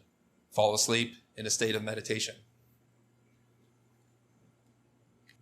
Highly recommend, if you want to learn meditation, go onto Glorian Publishing's website. Learn Meditation Essentials. It's a great place to start. We'll open up the floor to questions. Sure. You mentioned the tarot. If you receive, let's say, for instance, images from the French Tarot de Marseille, or maybe the symbolic Oswald work, based off of at least the belief of some of my teachings, does that hold as much significance as the Eternal Tarot of the Gnostics? Yeah. If you're being shown eternally something from that deck, it's because your being is using something familiar to you. Oftentimes, divinity will teach you in a language that we can understand. Obviously, God is not going to talk to us. Well, it might seem that way. Talk to us in a language that we don't know. But usually the symbols and the iconography, the images that are presented to us in a dream, are usually things that are familiar to us from our own life. Personally, I've had experiences before where I was being shown an aspect about magic in relation to a video game I played years ago when I was a kid. So it's interesting. Like, I was remembering what that interface and game was like and how magic was being performed, and I was being taught something about something of importance. So your inner being will use any experience in your life and frame it in a way that's something that you need to know more. So it's like with good teaching. A teacher will go to a student, will meet them at their level of understanding, perhaps activate their previous knowledge on a topic, and then we'll build more. We'll add to it. That's how God talks to us too. So that deck, whatever knowledge you received from it, and then what the dream is showing you, it's good. So have faith in that. Sure. When you mentioned about going into astral and meditating there, are you speaking of the dreams, conscious dreams, or you're speaking of when we go into the astral or other realms during meditation? Good question. So the difference is, such as with what I'm talking about when you're meditating, you can do both in both cases. You may find that you're meditating physically, you abandon your physical body, you enter the astral plane, and then you can suddenly decide to meditate in that state, go further. Other times you may just fall asleep, you go to bed, you astral project, and then decide, I'm going to meditate while I'm here. So in either case, you can do the same. So long as you have conscious recognition that you're dreaming is the important thing. If we don't have recognition that we're dreaming, it means that we don't know what's going on. Right? Sometimes there is a layer when you're, for example, when I'm dreaming, I'm unconscious most of the time. But when it comes to the point when I feel like I'm in danger, I start praying. Is it conscious dream? In my dream. Sure. Is it conscious dream? If you recognize that you're dreaming and you're seeing more vivid intensity, you're aware. Intensity, I recognize that I'm dreaming. Right? Yeah. And that is. It's a lucid dream. There are qualities of lucid dreams. Yes. Also, I was going to add, there's degrees of consciousness, right? So it sounds like you recognize you have some cognizance of being in the dream, and you're more conscious than you might be if you were just totally asleep and identified. But maybe we're not as conscious as a master would be on that plane where they would feel no fear. Of course. Because they see through the illusions of it, right? Right. But I think it's a good sign. And what are the when you do the greetings for the gatekeeper? Yes. Which book is it? Is it the Revolution of the Golden or it is Yellow? It's been mentioned in, Practical Astrology is the book. Because when you want to enter any zodiacal temple or other planetary sanctuary, you do that prayer. So other temples you can visit too. I know I mentioned some on our planet, but you can also travel to the heart temple of the planet Mars, where is the abode of Samael. Many other sacred precincts you can enter or visit. But yeah, the way you do it is through that prayer as I mentioned. Sure. Okay. So you said in the realm of spiritual debt, it's paid either through good deeds or pain. Is there a way to measure that? Like a intensity or choosing? You said there's a choice. Is there a way to discern that? It'll depend on the magnitude of your credits. If you ask for more is expected. And if we don't fulfill that, then obviously we get compensated. If it's a small petition, which usually for most people it's not going to be.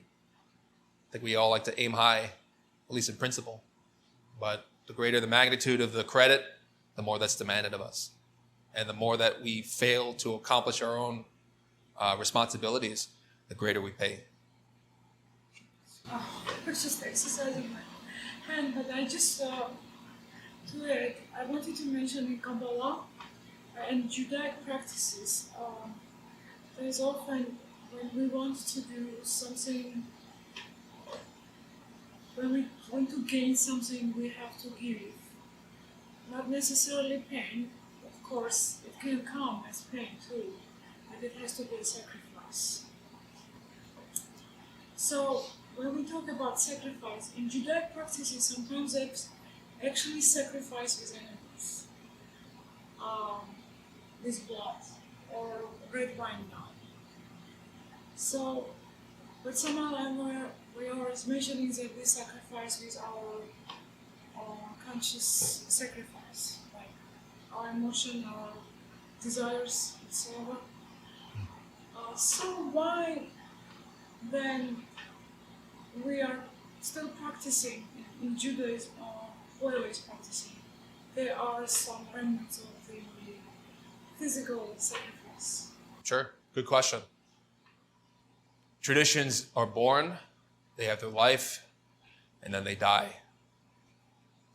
That symbol of sacrifice, or the narrative itself, was a symbol of sacrificing our own animality. Now, like the Maya and the Aztecs, who once had a culture of sacrifice, they originally sacrificed their pride, their anger, their lust, symbolized by animals. Because internally in dreams, animals take on those, our egos take on those forms. But obviously, as we're seeing even in North America, societies build up and then they crumble. So people lose the meaning of their traditions. A lot of the Jewish tradition itself, while still having many remnants that are beautiful and necessary to study, there are also many aspects, like of any tradition, that have been infiltrated. Yes. So it's good, like in the symbol of Abraham sacrificing Isaac when he was showing his faith. Obviously, divinity would never, well, in the story, there's that ordeal of sacrificing the thing he loves the most, which is his son. That's a symbol. We often struggle to sacrifice the things that we love the most, not recognizing that it's harmful. And so in exchange, the angels say, take this animal, this goat. And the goat obviously is a symbol of, astrologically, Capricorn, the ego, negative elements. So traditions, they have their peak, they give their teachings, they die. But hopefully people can learn to re-energize or revitalize their traditions. And as you might know from Samal Vior, he does that with pretty much every religion. So it's good to look at the symbology there.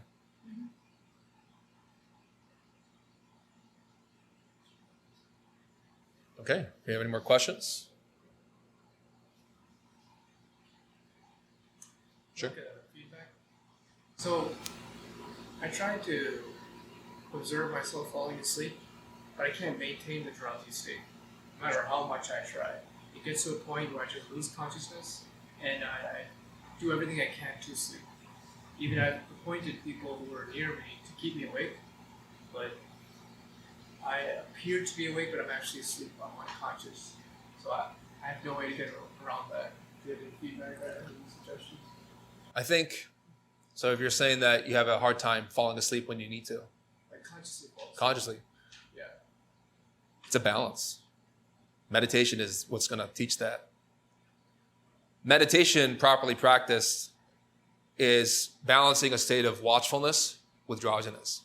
And it might seem like a very strange dichotomy. How can you be watchful when you're drowsy? The truth is that we have to be attentive to what's paying attention.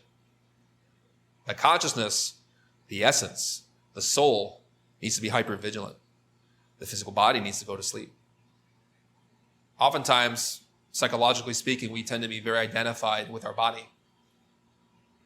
To its energies, its fluctuations, its flow. Maybe we have more energy in the morning than the afternoon, or however our particular idiosyncrasy is. Now, the particular thing to remember is that when you're conscious as a soul, your body can be in any state. It could be physically very hyperactive. Maybe you've had a lot of coffee or very attentive in your body, you have a lot of energy. But it doesn't mean that we're conscious, psychologically speaking. You can have a lot of energy emotionally, mentally, chemically, vitally, physically, and yet not be paying attention at all.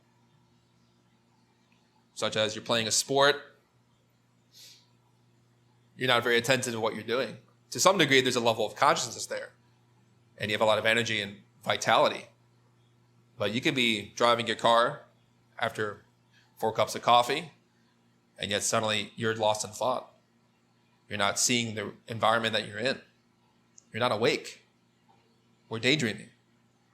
The quality that we need to develop that has to be hyper attentive is the soul. And the physical body needs to learn how to cooperate. Obviously, if you struggle with maintaining energy at certain times of the day, like for some people, they may find it easier to meditate at the end of the day when they're drowsy, or you don't have time in the evenings, try drinking something like passion flower tea. You know, if your body's very agitated, you have a tough time sitting, or if you're having a tough time relaxing enough to enter meditation, drink an herbal tea. Chamomile, passion flower is exceptionally good. Helps reduce the nerves, the stress, or perhaps maybe underlying tension that's there that we're not aware of. And with time, you will learn to negotiate that threshold between conscious awakening and physical sleep. When you willingly enter meditation in that state of hyperactive conscious activity, you are basically training your body to come along with the ride. Because in the beginning, our body rules us.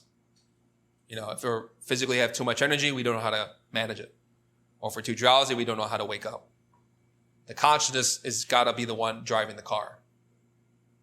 We have to learn to take the reins, so to speak. And when you practice meditation, you learn what's called pliancy in Buddhist philosophy. And pliancy is when your mind, your heart, and your body, like in the image of the elephant we showed with the meditator on the slide on Jin signs, becomes a serviceable and useful tool in our spiritual life. It doesn't become an enemy. It's not something we're fighting. Instead, it learns to obey. You do that by learning concentration. So I really recommend, if you want to learn that balance between wakefulness and dreaming and how to consciously manage it, study Meditation Essentials on Glorian. Very effective. One thing that's happened for me in that situation is I noticed that in our world, we use a lot of energy trying to transform impressions, especially in a city like Chicago. So at the end of the day, when you're trying to do your practice, which I still keep trying to do, but I find that I'm so exhausted that I fall straight to sleep. So I have to do the practice, especially on a day when I'm not working, when I have nothing going on. I've gotten a full night's sleep, maybe had a healthy breakfast, and then trying around in the afternoon, early afternoon, when I still have a lot of energy, then I find that I'm able to keep consciousness awake even while my body's getting kind of sleepy, like a nap time. And that seems to work best for me to keep the consciousness awake even while the body's getting sleepy.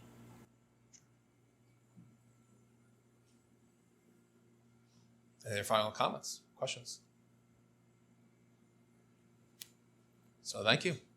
Thank you. Appreciate the turnout.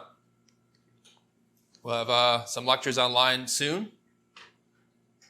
And really appreciate the attendance, the feedback. Thank you all for coming.